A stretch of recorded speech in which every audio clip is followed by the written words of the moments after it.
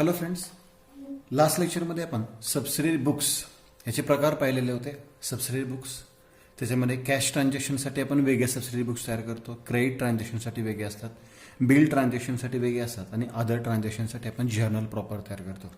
आता कॅश ट्रान्झॅक्शनसाठी आपण simple cash book या 2 कॉलम कॅश बुक कसं तयार करतात हे पाठीमागच्या लेक्चरमध्ये पाहिलेलं आहे.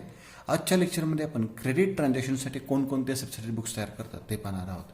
आता क्रेडिट ट्रान्झॅक्शन्स इथे मी सांगितलेलंच आहे की क्रेडिट ट्रान्झॅक्शन्स म्हणजे या बुक्समध्ये फक्त आणि फक्त कोणत्या ट्रान्झॅक्शन्स रेकॉर्ड केल्या जातील, तर क्रेडिट ट्रान्झॅक्शन्स रेकॉर्ड केल्या जातील. याच्यामध्ये कॅश ट्रान्झॅक्शन आपण घेणार नाही. हा पहिला नियम, पहिला रूल लक्षात ठेवायचा आहे. फक्त आणि फक्त क्रेडिट ट्रान्झॅक्शन, कोणताही रोखीचा व्यवहार आपण या सबसिडरी बुकमध्ये घेणार नाही.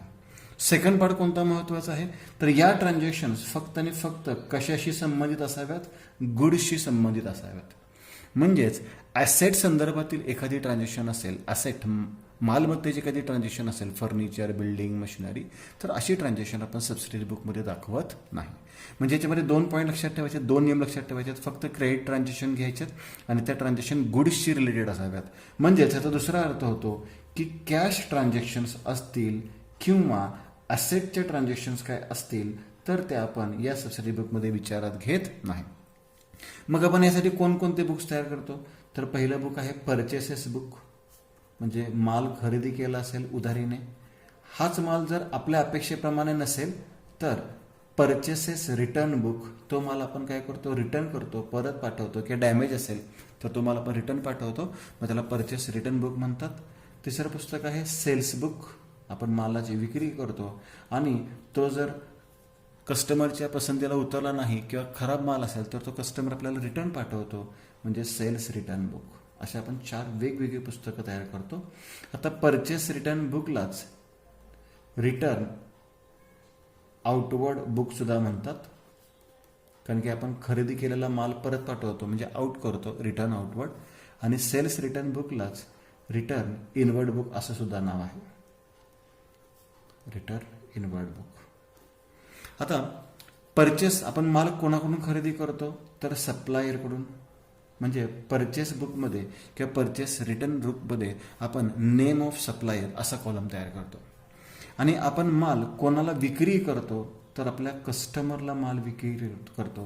म्हणजे सेल्स बुकमध्ये आणि सेल्स रिटर्न बुकमध्ये नेम ऑफ कस्टमर असं कॉलम तयार होणार आहे. यानंतर इनवर्ड इनवॉइस परचेस बुकमध्ये इनवर्ड इनवॉइस म्हणजे आलेला माल आणि विक्री म्हणजे आउटवर्ड इनवॉइस म्हणजे गेलेला माल, त्याची नोंद.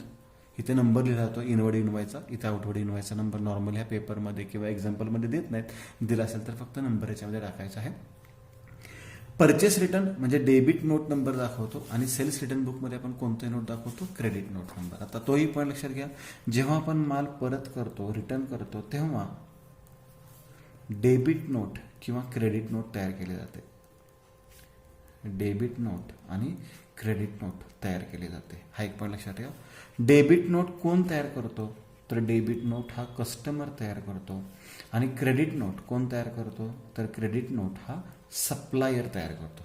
लक्षात घ्या, डेबिट नोट कोण तयार करतो, तर कस्टमर तयार करतो, बरोबर. आणि क्रेडिट नोट कोण तयार करतो, तर सप्लायर तयार करतो. परचेस रिटर्न म्हणजे सप्लायर डेबिट नोट नंबर लिहितो, म्हणजे सप्लायर अपोजिटचा नंबर लिहितो आणि कस्टमर क्रेडिट नोट नंबर लिहितो, बरोबर. म्हणजे माल परत आला असेल, माल परत पाठवला असेल तर ते फक्त इथे नंबर्स लिहिले जातात. मग परचेस रिटर्नमध्ये डेबिट नोट नंबर लिहितात आणि सेल्स रिटर्न बुकमध्ये क्रेडिट नोट नंबर लिहितात. आता ही झाली इन्फॉर्मेशन. आता एक एक्झाम्पल आपल्याला पाहायचं आहे. बोर्ड बुकमध्ये एक्झाम्पल आहे, पेज नंबर 175. हे एक्झाम्पल आपण आज सॉल्व्ह करणार आहोत, एक्सरसाइजमधलं आहे. Enter the following transactions in the books of Vijay in purchase book, sales book, purchase return book and sales return book and journal proper for the month of August 2018. आणि journal proper पण तयार करायचा आहे. आता याच्यामध्ये मी पहिला point clear करतो. मी मगाशी सांगितल्याप्रमाणे ज्या ट्रान्झॅक्शन गुड्सच्या नाहीत त्या ट्रान्झॅक्शन्स आपण याच्यामध्ये दाखवत नाही, किंवा ज्या ट्रान्झॅक्शन रोखीच्या आहेत त्याही ट्रान्झॅक्शन आपण याच्यामध्ये दाखवणार नाही. आता इथे परचेस गुड्स आहे म्हणजे ही नोंद करणार आहे, सोल गुड्स आहे करणार आहे, विना सोल गुड्स आहे ही पण नोंद करणार आपण. Send debit note, sold goods on credit आहे, received credit note, sent credit note, purchase goods and paid carriage ह्याची पण नोंद करणार, परचेस गुड्स याची नोंद करणार आहे, रिटर्न गुड्सची पण नोंद करणार. परचेस फर्निचर फर्निचरचा उल्लेख झालेला आहे, ॲसेट आहे आणि ॲसेट जरी रोखीने असेल उधारीने असेल तरी सुद्धा याची नोंद आपण सबसिडरी बुकमध्ये करणार नाही. म्हणजे परचेस रिटर्न सेल्स रिटर्नमध्ये करणार नाही. म्हणजे बाकी ट्रान्झॅक्शनची नोंद याच्यामध्ये कोणती कॅश ट्रान्झॅक्शन नाही आहे. जर कॅश ट्रान्झॅक्शन असती तर त्याची सुद्धा नोंद आपण या पुस्तकात केली नसती. आता सिंपल याच्यामध्ये तुम्हाला जर्नल लेजर तर जास्त काय पार्ट नाही आहे. फक्त माल खरेदी केला का विक्री केला हे लक्षात ठेवा. आणि बऱ्याच मुलांचं कन्फ्युजन होतं, सर आम्हाला इथे डेबिट नोट नंबर दिलाय, मग काही वेळेस सेंट डेबिट नोट असतं, काही वेळेस रिसिव्ड डेबिट नोट असतं, काही वेळेस सेंट क्रेडिट नोट असतं, काही वेळेस रिसिव्ड क्रेडिट नोट असतं. मग डेबिट नोट किंवा क्रेडिट नोट प्रमाणे आपण लिहायचं का किंवा परचेस रिटर्नमध्ये दाखवायचं का सेल्स रिटर्नमध्ये हे आम्हाला कळत नाही, समजत नाहीये. तर त्यासाठी एक सिंपल ट्रिक सुद्धा मी एक्झाम्पलमध्ये तुम्हाला सांगणार आहे. पाहूयात आता purchase book, purchase return, sales book आणि सेल्स रिटर्न याच्यामध्ये कशा कशा प्रकारे आपण एंट्रीज करणार आहोत. परचेस गुड्स, आधी आपण सगळीकडे तारीख लिहून ठेवा. 2018 ऑगस्ट, 2018 ऑगस्ट याच्यामध्ये सुद्धा लिहून ठेवतो आम्ही 2018 ऑगस्ट सगळ्याच बुकमध्ये लिहावे लागेल. Purchase goods from Vikas stores म्हणजे माल खरेदी केला, परचेस आहे म्हणजे कोणत्या पुस्तकात येणार, परचेस बुकमध्ये येणार आहे. 1 तारीख. कोणाकडून माल खरेदी केला आहे, विकास स्टोअर्स. इथे टू बाय किंवा कोणताही शब्द लिहायचा नाहीये, विकास स्टोअर्स अकाउंट. आता इथे ट्रेड डिस्काउंट सांगितलेलं आहे, डिस्काउंट आपण नेहमी लेस करतो, मग मी कंसामध्ये लिहितोय, त्यासाठी एका खाली एक लिहायची गरज नाहीये, जागा वाया घालवायची गरज नाहीये. 18,000 मायनस 5%. 18,000चा 5% किती आलेला आहे, 900 रुपीज येतो. मग 18,000 मायनस 900 म्हणजे बॅलन्सिंग फिगर इथे किती येणार आहे, 17,100, 17,100. एवढंच पोस्टिंग तुम्हाला करायचं, अगदी सिंपल पोस्टिंग आहे. माल खरेदी केला परचेस बुकमध्ये, माल सोल्ड केला सेल्स बुकमध्ये. Sold goods to Prabhakar traders कोणत्या पुस्तकात येणार, मग सेल्स बुकमध्ये. तारीख किती आहे, 2. कोणाला माल विक्री केलेला आहे, प्रभाकर ट्रेडर्स. नाव दिलेलं आहे आणि याच्यामध्ये फॉर कॅश असा उल्लेख कुठेही नाहीये, त्यामुळे सेल्स बुकमध्ये दाखवलं आपण प्रभाकर ट्रेडर्स. किती रुपयाचा माल विक्री केलेला आहे, 9,000 रुपीज, 9,000 रुपये.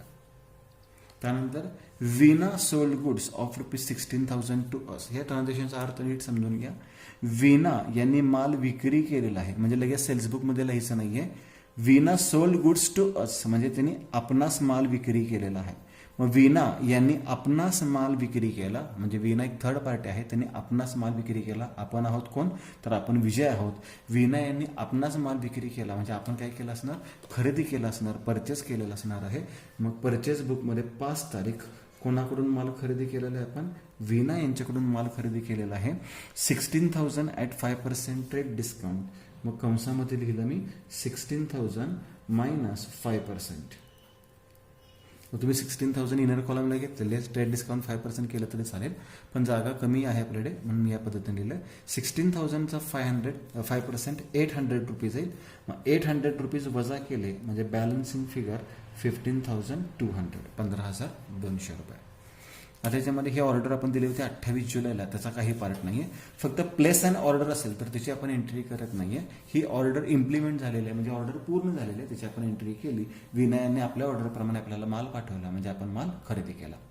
नेक्स्ट पार्ट आहे सेंड डेबिट नोट. आता याच्यामध्ये जर तुमचं कन्फ्युजन होतं, सर डेबिट नोट आलं, क्रेडिट नोट आलं, तर त्याच्यामध्ये काय करायचं तुम्हाला, तर डेबिट नोट किंवा क्रेडिट नोट प्रमाणे जाऊ नका. सिंपल पॉईंट आहे, मग अशी मी तुम्हाला सांगितलं की याच्यामध्ये डेबिट नोट किंवा क्रेडिट नोट आलं तर एक पुस्तक फिक्स आहे रिटर्न बुक. मग ते परचेस रिटर्न आहे किंवा सेल्स रिटर्न, ते कशावर ओळखायचं, तर विकास स्टोअर्स. मग विकास स्टोअर्स कोणत्या पुस्तकात आहे, परचेस बुकमध्ये. विकास स्टोअर्स नाव कोणत्या पुस्तकात आहे, परचेस बुकमध्ये. म्हणजे त्याची नोंद तुम्ही कोणत्या पुस्तकात करणार, परचेस रिटर्नमध्ये करणार आहे. मग परचेस रिटर्नमध्ये तारीख लिहायची आहे, 8 तारीख आहे, तारीख आहे 8 2018 ऑगस्ट 8 विकास स्टोअर्स,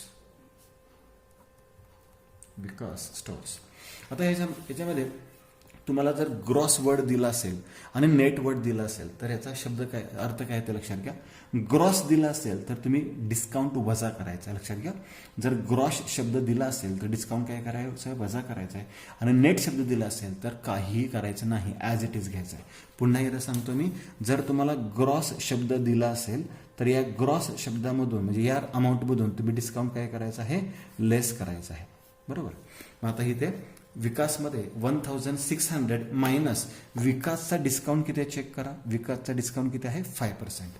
म्हणजे 1600 मायनस 5%. मग इथे लिहायचं आहे कंसामध्ये 1600 मायनस विकासचा डिस्काउंट किती टक्के आहे 5%. फक्त डिस्काउंट बघून लिहा.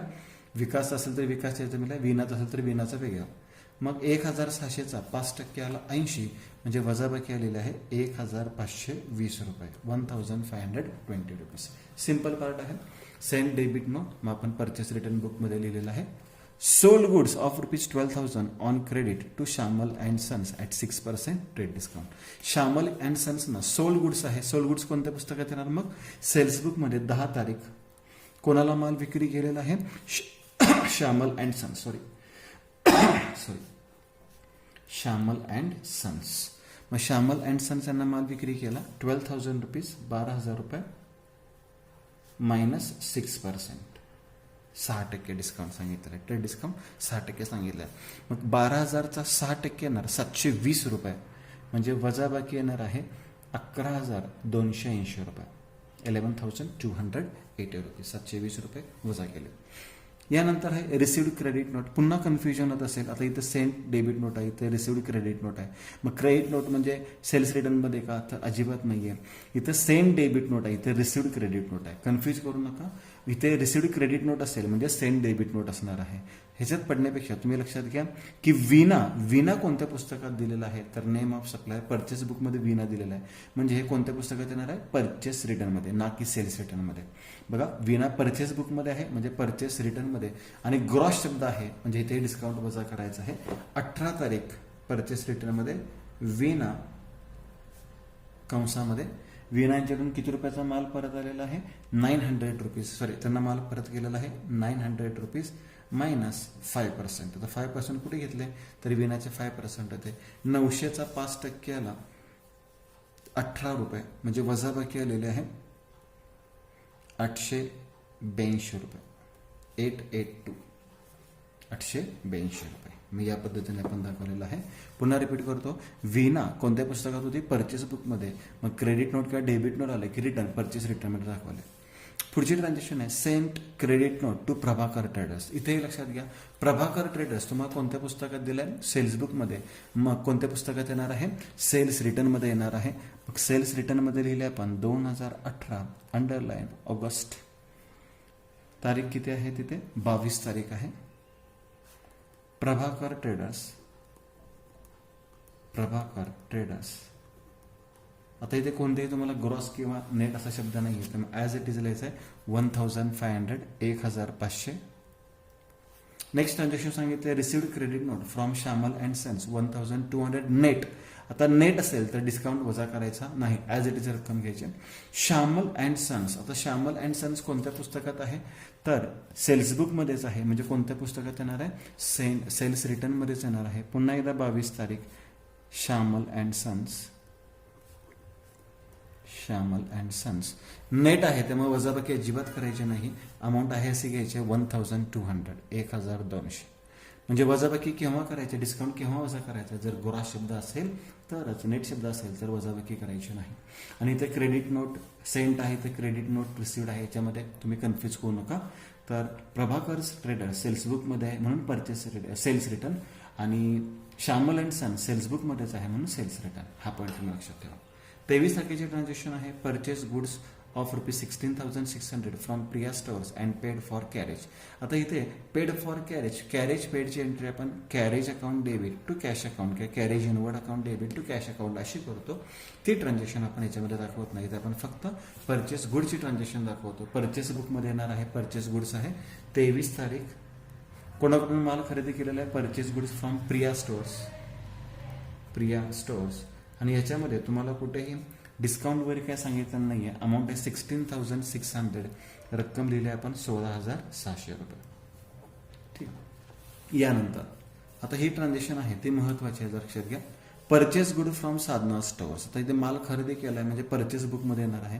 त्या मालाची किंमत किती आहे? 12,000 रुपीज. म्हणजे याचं पोस्टिंग कोणत्या पुस्तकात येणार आहे? परचेस बुकमध्ये येणार आहे 25 तारीख. कोणाकडून माल परचेस केलेला आहे? साधना स्टोअर्स. आणि त्याची व्हॅल्यू किती आहे, तर त्याची व्हॅल्यू आहे 12,000 रुपीज. हे ट्रान्झॅक्शन खूप महत्त्वाचे आहे, कारण की एकाच ट्रान्झॅक्शनमध्ये तुम्हाला 2 एंट्रीज वेगवेगळ्या दिलेल्या आहेत. ही पहिली ट्रान्झॅक्शन आहे परचेस गुडची एंट्री करून ठेवलेली आहे आपण, केलेली आहे याच्यामध्ये. आता पुढे काय सांगितलं, अँड सोल्ड द सेम, म्हणजे हाच माल विक्री केला. कोणाला माल विक्री केलेला आहे, sold the same to Aradhana stores at a profit of 20% on cost. आता हा पॉईंट महत्वाचा आहे. हा माल आपण कोणाला विक्री केला, आराधना स्टोअर्सला माल विक्री केला. मग माल विक्री केला म्हणजे सेल्स बुकमध्ये पुन्हा 25 तारीख कोणाला माल विकलेला आहे, आराधना स्टोअर्स. बरं, मालाची विक्री करताना आपण आहे त्या किमतीला कधीच करत नाही, नेहमी त्याच्यामध्ये प्रॉफिट ॲड करतो. प्रॉफिट नेहमी ॲड करतो आपण. माल किती रुपयाचा होता, मूळ किमतीचा 12,000 रुपये प्लस 12,000 प्लस काय 20%, 20% प्रॉफिट. म्हणजे 12,000चा 20% कॅल्क्युलेट केला तर 2,400. मग 12,000 आणि 2,400 म्हणजे रक्कम किती आलेली आहे, 14,400. म्हणजे 12,000 रुपये किमतीचा माल होता, तो आपण किती रुपयाला विक्री केलेला आहे, 14,400. याचे एक्सप्लेनेशन मी सांगतो, लक्षात घ्या. माल खरेदी केला होता 12,000 रुपयाचा आपण, त्याला आपण 100% म्हणूयात, म्हणजे ही मूळ किंमत झाली. प्लस त्याच्यामध्ये किती पर्सेंट ॲड केले आपण, 20% ॲड केले. मग 12,000चा 20% किती आलेला आहे, 2,400. म्हणजे ज्या मालाची किंमत 100% होती त्याच्यामध्ये 20% प्रॉफिट ॲड केला, म्हणजे आपण किती टक्केला माल विक्री केलेला आहे, 120%ला माल विक्री केलेला आहे. म्हणजेच 12,000 रुपये किमतीचा माल आपण 2,400 रुपये प्रॉफिट ॲड करून म्हणजेच किती रुपयाला विक्री केलेला आहे, 14,400 रुपयाला विक्री केलेला. सिंपल पॉईंट आहे. फक्त ही जे वर्किंग नोट आहे ही मी कशासाठी सांगितलेली आहे हे तुमच्या आत्ताही लक्षात येईल. 12,000चा 20% 2,400 म्हणजे 14,400ला माल विक्री केला, सेल्स बुकमध्ये नोंद केली. पुढे काय सांगितलेलं आहे, Aradhana stores return goods of ₹2,400 as they were defect. आता हाही पॉईंट महत्वाचा. आराधना स्टोअर्सने माल काय केलेला आहे, रिटर्न केलेला आहे. मी सांगितलेलं आहे आराधना स्टोअर्स कोणत्या पुस्तकात आहे, आराधना स्टोअर्स सेल्स बुकमध्ये आहे. मग रिटर्न कोणत्या पुस्तकात येणार आहे, सेल्स रिटर्नमध्ये 28 तारीख आराधना स्टोअर्स. त्याच्यामध्ये डिस्काउंट वगैरे काही नाहीये, 2,400 2,400. इथंपर्यंत तरी सिंपल पॉईंट होता. पण याच्या पुढे थोडासा पॉईंट आता लक्षात घ्यायचा, the same were return to Sadhana stores. आता हाच माल परत एकदा आपण कोणाचा ज्याचा घेतला होता, बघा इथे आपण साधनाकडून खरेदी केला होता, आराधनाला विक्री केला होता. आता आराधनाकडून परत आलाय म्हणून आपण साधनाला सुद्धा परत केलेला आहे. साधना स्टोअर्स कोणत्या पुस्तकात येत आहे, तर साधना स्टोअर्स परचेस बुकमध्ये आहे. म्हणजे कोणतं पुस्तक येणार आहे, परचेस रिटर्न साधना स्टोअर्स. आता इथे जे आपण वर्किंग नोट करणार आहे ती वर्किंग नोट अत्यंत महत्वाची आहे. ही वर्किंग नोट मी तुम्हाला सेपरेट लिहून दाखवतो, कारण की ते मालाची किंमत तर नाही दिली आपण, तर 2,400 रुपयाचा माल आपण नाही परत पाठवू शकत. तर त्यासाठी समजून घ्या, आपण साधना यांच्याकडून माल किती रुपयाला खरेदी केला होता, 12,000 रुपयाला. परंतु तो आराधना यांना विक्री करताना त्याच किमतीला विक्री नव्हता केला, तर त्यांना विक्री करताना किती रुपयाला विक्री केला होता, 14,400. साधनाकडून खरेदी करताना 12,000 रुपयाला खरेदी केला होता तोच माल, त्याच्यामध्ये एक्स्ट्रा माल आपण ऍड केलेला नाहीये, प्रॉफिट फक्त ऍड केलेला आहे. मग आता आराधनाकडून आपल्याला किती रुपयाचा माल रिटर्न आलेला आहे, तर आराधनाकडून आपणास 2,400 रुपयाचा माल रिटर्न आलेला आहे. मग साधनाला परत पाठवताना, रिटर्न पाठवताना त्या मालाची किंमत किती असणार आहे. तर सिंपल पॉईंट मग असंच मी तुम्हाला सांगितलं, हे 100%, 20% 120% काय सांगितलं तेच मी तुम्हाला एक्सप्लेन करतो. आपण साधनाकडून समजा 100 रुपयाचा माल किती रुपयाला साधनाला आराधनाला विक्री केला होता, 120 रुपयाला. 100 रुपयाचा माल 120 रुपयाला विक्री केला होता, म्हणजे 20% प्रॉफिट ऍड केला होता ना आपण. मग आराधनाकडून किती रुपयाचा माल परत आलेला आहे, 2,400चा. मग त्याची किंमत, मूळ किंमत किती आहे हे शोधून काढूया. म्हणजे साधनाला किती रुपयाचा माल आपण रिटर्न केला ते लक्षात येईल.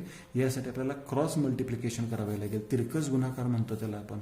मग 100 गुणिले 2,400 भागिले 120 या पद्धतीने जर कॅल्क्युलेशन केलं तर तुम्हाला ती रक्कम मिळणार आहे.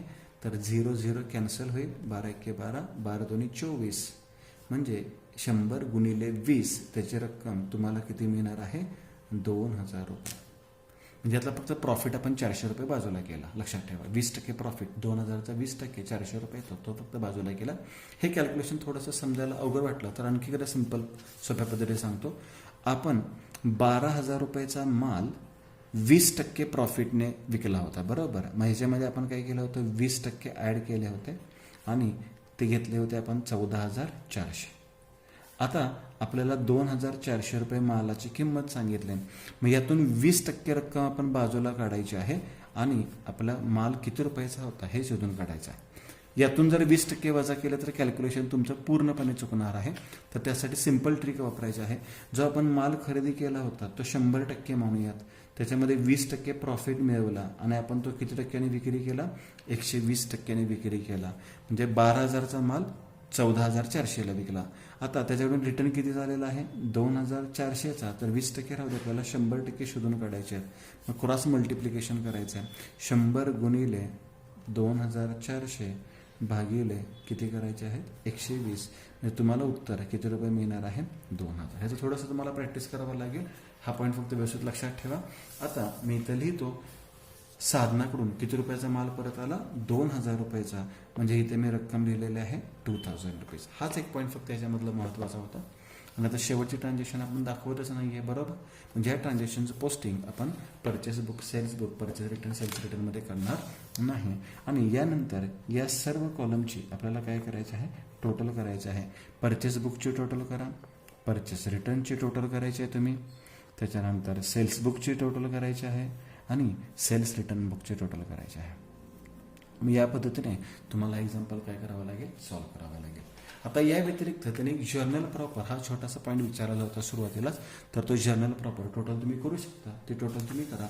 मी जर्नल प्रॉपर दाखवतो. जर्नल प्रॉपर म्हणजेच काय की ज्या ट्रान्झॅक्शन आपण परचेस, सेल्स, परचेस रिटर्न आणि सेल्स बुकमध्ये दाखवू शकत नाही ते सेपरेट जर्नल प्रॉपरमध्ये आपल्याला दाखवावं लागतं. जर्नल एंट्रीजप्रमाणे फॉर्मॅट टाकायचा आहे त्याचा. आता या जर्नल एंट्रीजमध्ये काय दाखवायचं आपल्याला, तर कोणकोणत्या ट्रान्झॅक्शन आपण दाखवल्या नव्हत्या, तर पेड कॅरेज. आणि कॅरेज कशावरचे होते, परचेसेसचे होते. मग मी इथं तारीख लिहितो, 23 तारीख. कॅरेज ऑन परचेसेस त्याला आपण कॅरेज इनवर्ड म्हणतो.